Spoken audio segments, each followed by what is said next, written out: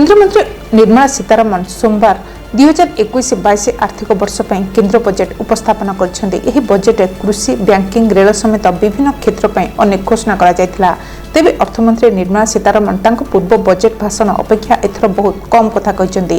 एथर से घंटे 50 मिनिट लंबा भाषण देते। गत थर मोदी सरकार द्वितीय कार्यकाल द्वितीय बजेट अर्थमंत्री 2 घंटा 40 मिनिट भाषण देते। से भाषण हूँ दीर्घतम बजेट भाषण थिला। अर्थमंत्री निर्मला सीतारमण बजेट अभिभाषण सोमवार दिन 11 आरंभ होता जहाँकि मध्याह्न 12:50 मिनिट पर्यंत चली।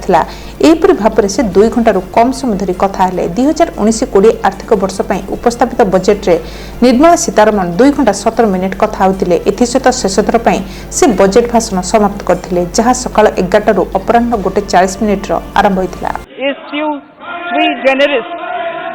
When I presented the budget 2020-2021, we could not have imagined that the global economy, already in throes of a slowdown, would be pushed into an unprecedented contraction. We could not have also imagined then that our people, as those in other countries, would have to endure the loss of near and dear ones and suffer hardships brought about due to a health crisis. The risk of not having a lockdown was far too high. Within 48 hours of declaring a 3-week-long complete lockdown, the Prime Minister announced the Pradhan Mantri Garib Kalyan Yojana, valued at 2.76 lakh crores, that provided free food grain to 800 million people, free cooking gas for 80 million families for months, and cash directly to over 400 million farmers, women, elderly, the poor and the needy. Even as a large section of citizens stayed home, milk, vegetables, fruit suppliers, health and sanitary workers, truck drivers, railways and public transport workers, bank employees, electricity workers, annadatas, police, firemen and the armed forces all had to go about their work as normal, but with the additional anxiety of the virus hanging over them.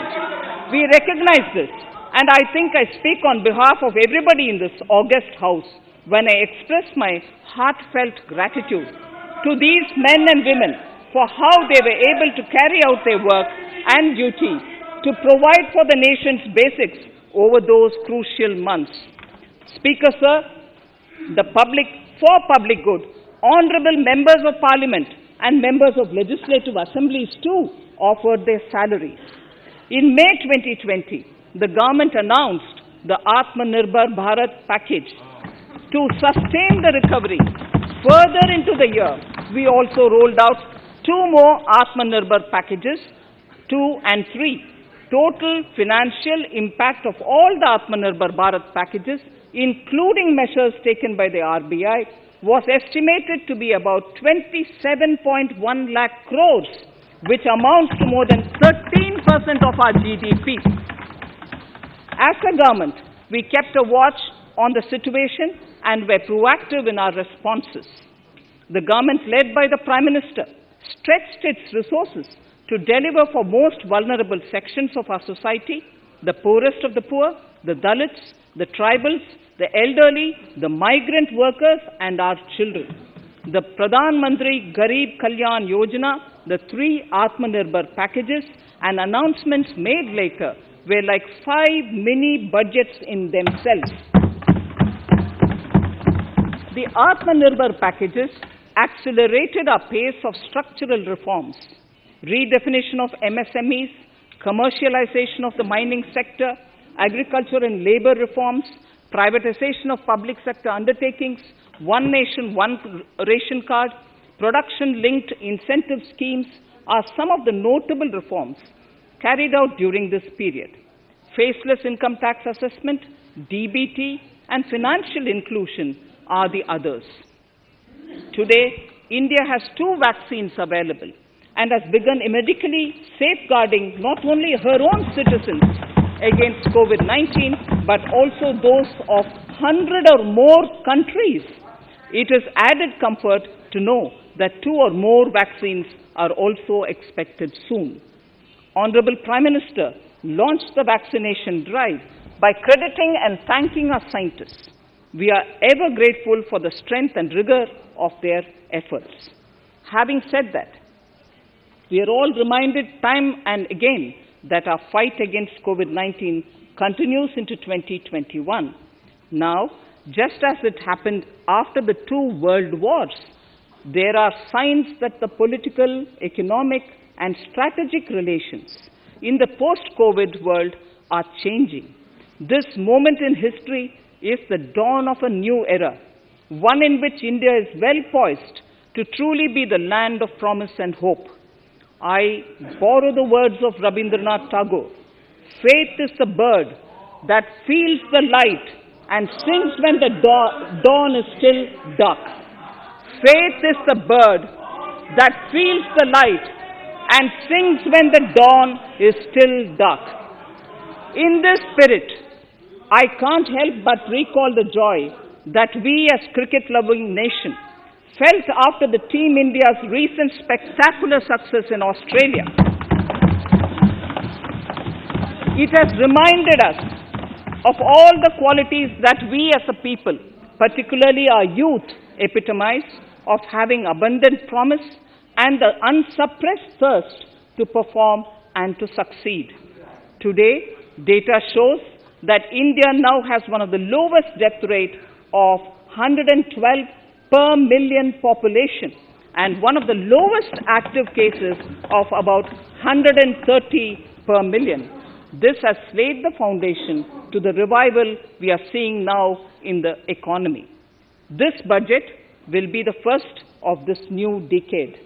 This budget will also be a digital budget, and that has happened with all your support. So far, only 3 times has a budget followed a contraction in the economy. All such contractions earlier were as a result of situations typical to India. This time, the contraction in our economy is due to a global pandemic, just like in several other countries. Having said that, I want to confidently state that our government is fully prepared to support and facilitate the economy's reset.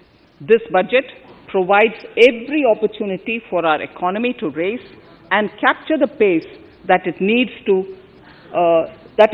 for a sustainable growth. 2021 is the year of many important milestones for our history. I mention a few of these.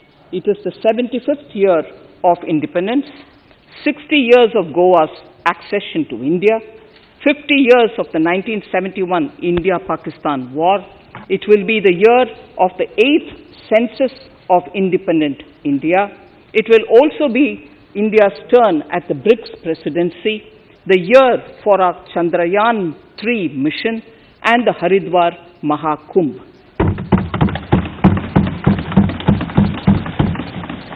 Honorable Speaker, before I commence Part A of the budget, I want to take a moment to acknowledge how isolating and distancing seemed like insurmountable challenges for a country like ours that has people coming together in times of crisis. It hurts us in many ways. It hurt us in many ways.